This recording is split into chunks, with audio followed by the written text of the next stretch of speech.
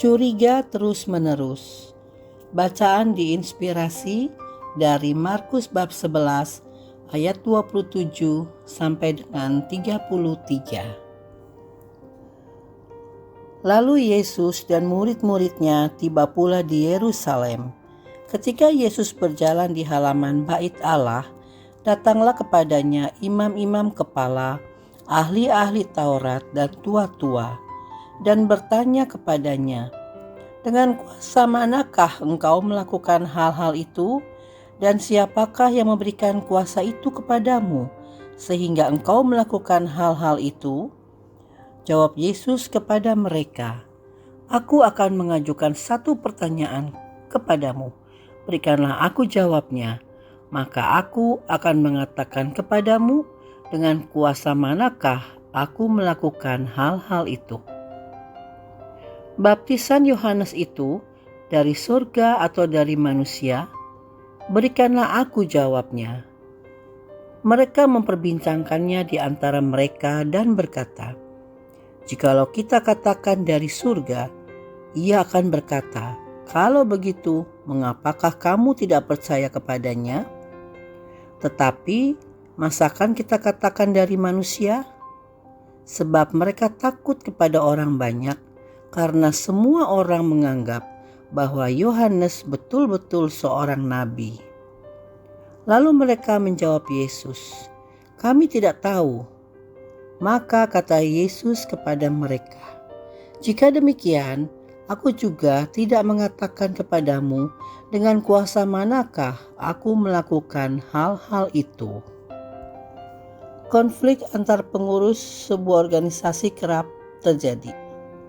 Setiap orang merasa menjadi bagian paling penting dalam komunitas tersebut. Masing-masing merasa memiliki kebijaksanaan yang paling tinggi, ingin menjadi hukum dalam menentukan aturan main yang akan diterapkan dalam organisasi. Terkadang dalam pembentukan pengurus, dicari orang-orang yang selama ini pernah melakukan pelayanan bersama-sama.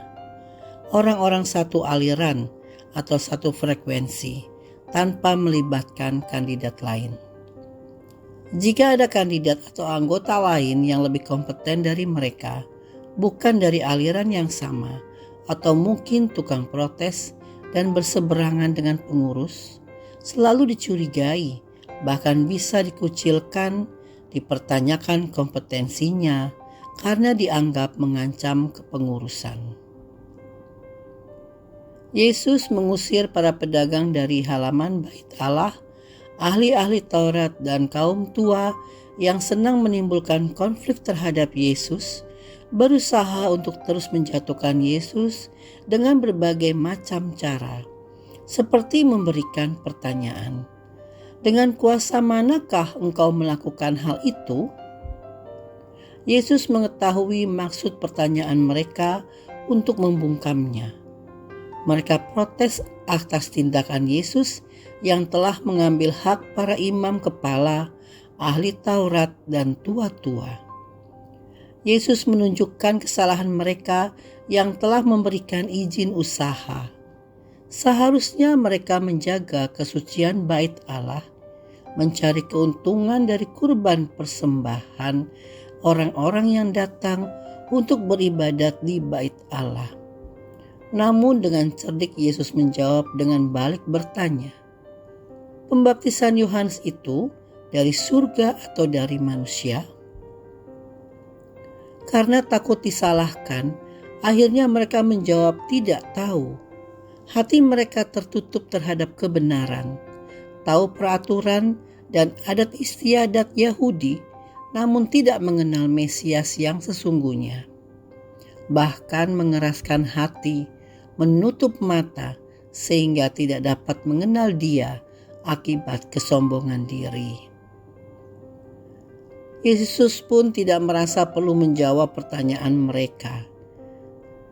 Sebagai umat Tuhan, kita dipanggil untuk menjadi teladan, pembawa damai, dan melaksanakan kasih Yesus Kristus melalui hidup kita. Kehidupan kita seharusnya menjadi saksi akan kebenaran firman Allah. Janganlah kita menjadi batu sandungan bagi orang lain. Kehidupan kita sehari-hari selayaknya memperlihatkan firman Allah. Yang kita lakukan semestinya sama dengan apa yang kita katakan. Bapa yang Maha Kasih, berikanlah kami hati yang saling mengasihi, dapat menerima perbedaan orang lain dalam setiap pelayanan kami, sehingga kami dijauhkan dari kesombongan rohani dan menjadi batu sandungan. Ampuni dosa kami Bapa yang terkadang menolak pendapat orang lain, bahkan seringkali kami konflik berkepanjangan, sehingga menimbulkan suasana pelayanan yang tidak sehat. Kami mohon jagalah kami untuk menjadi anak-anak-Mu yang mampu membuka hati dan rendah hati. Demi Kristus Tuhan dan Juru Selamat kami. Amin.